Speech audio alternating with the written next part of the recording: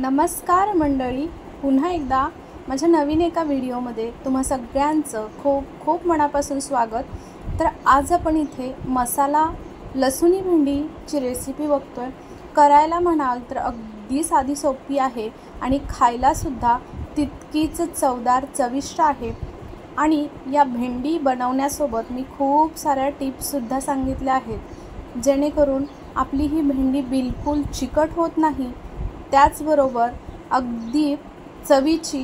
आणि त्याच्यासोबत आपण इथे शेंगदाण्याच्या कुटाऐवजी सुद्धा काय ह्याच्यामध्ये घालू शकतो किंवा कशा पद्धतीने ही भेंडी चविष्ट बनवायची, म्हणजे तितकीशी चवसुद्धा खूप छान लागते।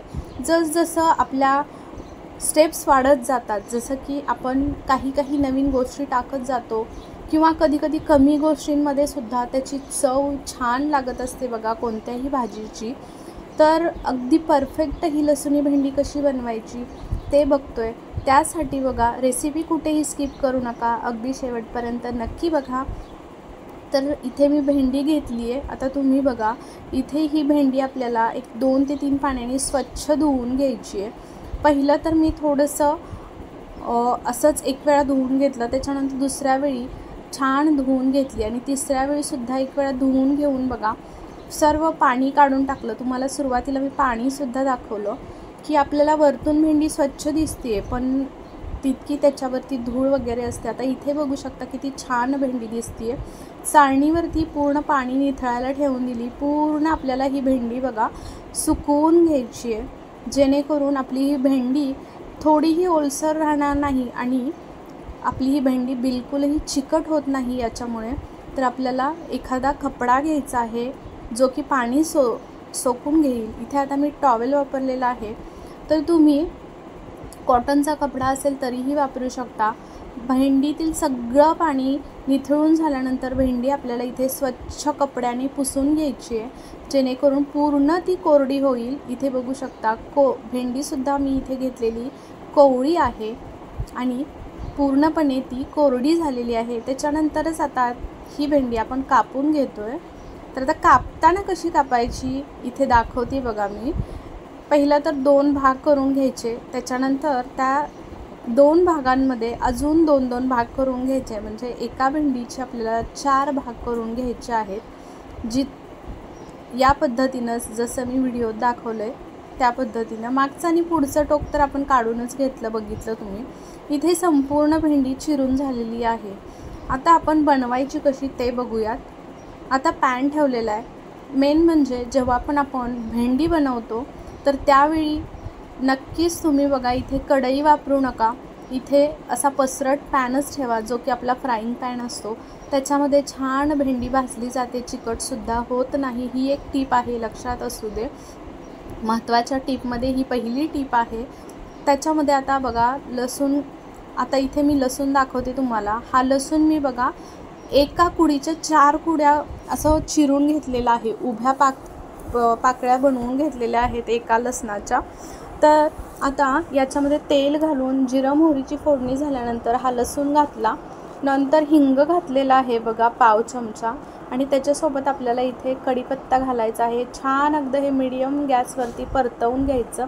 कढीपत्ता आणि हा जो लसूण घातला आहे त्याच्यामुळे भेंडी खूप छान चवीला होते। कढीपत्त्यामुळे भेंडीला स्वाद खूप छान येतो। आणि जो आपण लसूण घातला आहे हा अख्खा, जसं की 4 फोडी करून उभे काप करून घातलेत, त्याच्यामुळे हा जो लसूण आहे तो भेंडीसोबत खाताना दाताखाली इतका छान लागतो।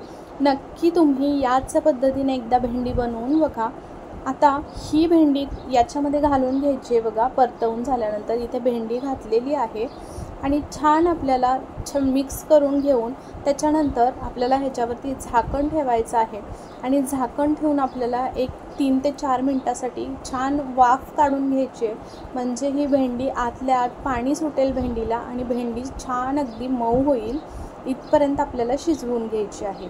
तर आता इथे तुम्ही बघू शकता झाकण काढलेलं आहे मी, आणि अगदी तुम्हाला दिसतंसुद्धा आहे की भेंडी कुठेही चिकट झालेली नाही किंवा जी त्याला लाळ अशी तारसारखी येते बघा, लाळेसारखं चिकट असते, तर इथे बिलकुलही कुठे काही दिसत नाही। म्हणजे ही दुसरी टीप आहे, जेव्हा पण आपण भेंडी टाकतो तेव्हा भेंडीवरती मीठ टाकायचं नाही बघा. मीठ आपण नंतरच टाकणार आहोत. मीठ टाकल्याने सुद्धा काय होतं की पाणी सुटतं आणि पाणी सुटल्यामुळे परत ती भेंडी चिकट व्हायला चालू होते. याच्यासाठी पहिला आपण जी टीप बघितली ती म्हणजे पसरट पॅन घ्यायचा आहे. आता याच्यामध्ये बघा परतवून झाल्यानंतर भेंडी याच्यामध्ये काही सुके मसाले घालायचे आहेत. त्याच्यामध्ये मी घातलेला आहे ते म्हणजे इथे आपण जो गोडा मसाला म्हणजेच आपण जो कांदा लसूण मसाला वगैरे आपण नेहमीचा साठवणीचा मसाला वापरतो तो मसाला घालायचा. 1 चमचा घातलेला आहे मी. त्याच्यासोबत मिरची पावडर अर्धा चमचा घातली आहे. त्याच्यानंतर धने पावडर आवर्जून घाला, त्याच्यामुळे खूप छान चवीला भेंडी होते. अर्धा चमचा धने पावडर घातली आहे. हळद घातली आहे पाव चमचा आणि थोडासा गरम मसाला असेल तर घालू शकता, नसेल तर नाही घातला तरीही चालेल. त्याच्यानंतर त्याच्यावरती बघा या सगळ्यांच्या नंतर आपल्याला याच्यावरती मीठ घालायचं आहे. मीठ सुरुवातीला घालायचं नाही. मी तुम्हाला सांगितलं का नाही घालायचं ते, कारण आपली भेंडी पाणी सुटतं भेंडीला आणि भेंडी चिकट व्हायला चालू होते, गिळगिट होते. त्याच्यासाठी आपल्याला इथे मीठ हे शेवटीच मसाल्यावरती घालायचं आहे. नंतर याच्यामध्ये 3 ते 4 चमचे बघा मी शेंगदाण्याचं कूट घातलं, जे की अगदी ओबडधोबड वाटून घेतलेलं होतं, तर ते घातलेलं आहे. इथे तुम्ही बघू सुद्धा शकता. त्याच्यानंतर 3 ते 4 मिनटं परत आपल्याला भेंडी छान परतवून घ्यायचे झाकण न ठेवता. आणि इथे आपली भेंडी तयार झालेली आहे. इथे आता आपण ही भेंडी काढून सुद्धा घेतोय. आता याच्यामध्ये बघा शेंगदाण्याच्या कुटाऐवजी आपण इथे आपल्याकडे जी फुटाण्याची डाळ असते तर ती फुटाण्याची डाळसुद्धा ओबडधोबड वाटून तीसुद्धा आपण या पद्धतीनंच याच्यावरती घालू शकतो. खूप छान होते तशीसुद्धा भेंडी. एकदा नक्की बनवून बघा. आणि ही जर भेंडी तुम्ही या पद्धतीनं बनवली, त्याच्यामध्ये तुम्हाला मी दाखवलंसुद्धा या स्पॅच्युलावरती घेऊन. जो लसूण होता बघा तो लसूण किती छान त्याच्यावरती दिसत होता आणि मस्त लसूणसुद्धा खरपूस अगदी भाजला गेला आहे. भेंडीसुद्धा खूप छान झाली आहे.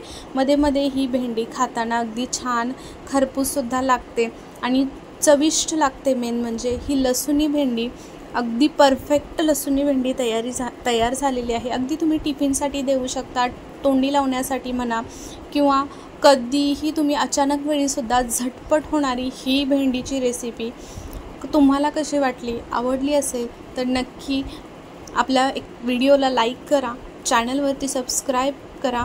कोणी नवीन असेल अजूनही सबस्क्राईब केलं नसेल तर सबस्क्राईब करून त्याच्यापुढील बेल घंटीसुद्धा दाबा, म्हणजे माझे छान छान व्हिडिओ तुमच्यापर्यंत पोचतील. माझे कोणतेच व्हिडिओ तुम्ही मिस करणार नाहीत.